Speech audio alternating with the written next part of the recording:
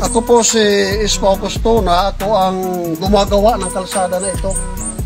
Napakaganda pala ng may RT20 additives. Kasi nasubukan ko, ang dami ko nang ginawa ng kalsada dito.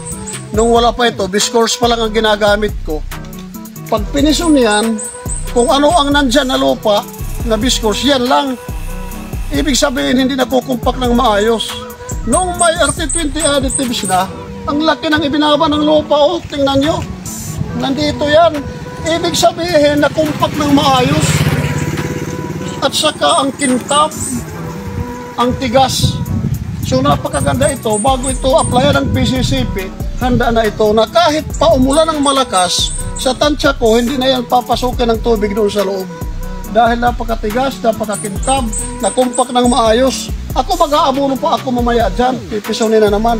Dahil ang laki ng ibinaba ng lupa. So, napakaganda kung may RT20 additives na. Salamat, boss. Salamat sa tulong mo sa amin na tinuruan nyo kami kung paano gagawin yan. At saka, additional na talent namin yan dito. Dapat tuloy-tuloy na. Dapat may RT20 additives tayo na gagamitin bago tayo mag-apply ng PCCP, bago mag-FDT. Thank you, boss. Thank you po.